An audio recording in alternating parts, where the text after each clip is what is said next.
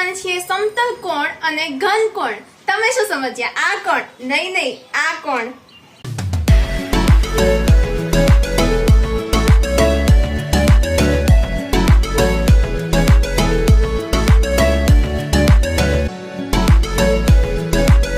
આજનો વિડિયો શરૂ કરતા પહેલા મેથ્સ ટુ મૂન ના ફિઝિક્સ ના લેક્ચરમાં તમારું સ્વાગત છે ને હું છું ખુશી ઠક્કર.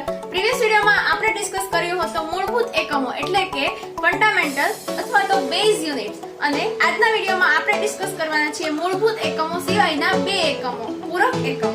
પૂરક એકમમાં પહેલું સમતલ કોણ એટલે કે પ્લેન એંગલ.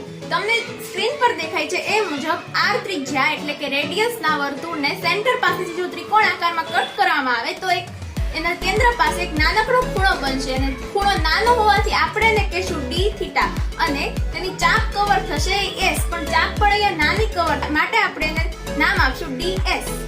તો હવે ચાપ ખૂણો ગુણ્યા ત્રિજ્યાના સૂત્ર મુજબ એટલે કે આર્ક એંગલ ઇન્ટુ રેડિયસ ના ફોર્મ્યુલા મુજબ જો આપણે ખૂણો એટલે કે એંગલ ને કરતા બનાવીએ તો ચાપના છેદમાં ત્રિજ્યા મળશે, એટલે કે આર્કના છેદમાં રેડિયસ. તો અહીં આપણી આકૃતિમાં આર્ક છે ds, એના છેદમાં ત્રિજ્યા એટલે r. હવે આપણે સમતલ કોણની વ્યાખ્યા આપી હોય તો આપણે એ રીતે આપી શકીએ: ચાપની લંબાઈ ds અને ત્રિજ્યા r ના ગુણોત્તરને સમતલ કોણ કહે છે. જો ઇંગ્લિશમાં એની વ્યાખ્યા આપી હોય તો આપણે એ રીતે આપી શકીએ: ratio of length of arc ds and radius r. સમતલ કોણ એટલે કે પ્લેન એંગલનો યુનિટ રેડિયન છે અને તે પરિમાણ રહિત એટલે કે ડાયમેન્શનલેસ છે. એનું કારણ એ છે કે ds/r એટલે કે ચાપના છેદમાં ત્રિજ્યા એટલે કે આર્કના છેદમાં રેડિયસ એ બંને છે મીટરમાં મપાય, તો મીટર/મીટર કેન્સલ થઈ જશે, માટે સમતલ કોણ છે એ પરિમાણ રહિત છે. હવે બીજું ઘન કોણ એટલે કે સોલિડ એંગલ. શું તમે ક્યારેય લાઇટને ઓબ્ઝર્વ કરી છે? તમે સ્ક્રીન ઉપર જોઈ રહ્યા છો એ મુજબ એક O પોઈન્ટ થી લાઇટના કિરણો r લંબાઈથી નીચે એક એરિયા કવર કરે છે, જે એરિયાને આપણે a કહીએ. બસ જો તમે આ આકૃતિથી જોવો છો એ જ ઘન કોણ એટલે કે સોલિડ એંગલની આકૃતિ બનશે. તો ચાલો આને જ હવે આપણે ગોલક એટલે કે સ્ફિયરમાં સમજીએ. આપ સ્ક્રીન પર જોઈ રહ્યા છો આકૃતિમાં સ્ફિયર એટલે કે ગોલકનું સેન્ટર O છે અને ત્રિજ્યા r છે. હવે આકૃતિમાં દર્શાવ્યા પ્રમાણે સ્ફિયરિકલ સરફેસ એટલે કે ગોલીય સપાટીનું ક્ષેત્રફળ a છે, પરંતુ એ ખૂબ જ નાનું છે એટલા માટે આપણે dA લીધું છે.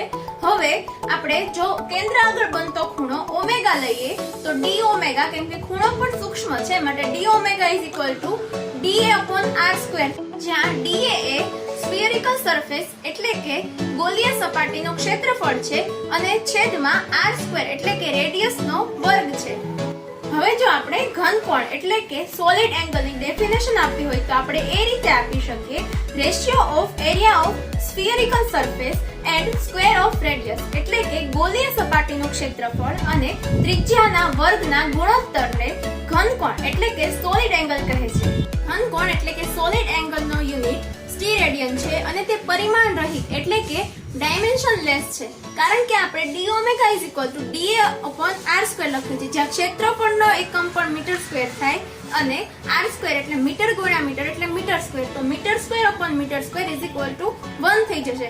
તો માટે ઘન કોણ અથવા તો સોલિડ એંગલ છે એ પરિમાણ રહિત એટલે કે ડાયમેન્શનલેસ છે. તો આ વિડિયોમાં આટલું. નેક્સ્ટ વિડિયોમાં આપણે યુનિટ 2 માં અહીંયાથી કન્ટિન્યુ કરશું. તો ફિઝિક્સને સહેલાઈથી સમજવા માટે અમારી ચેનલ સાથે જોડાયેલા રહો, અને વિડિયો ગમે તો લાઈક, શેર કરો અને સબસ્ક્રાઇબ અત્યારે જ કરો, જેથી આવનારા વિડિયોની નોટિફિકેશન તમને જલ્દીથી મળી જાય. Thank you.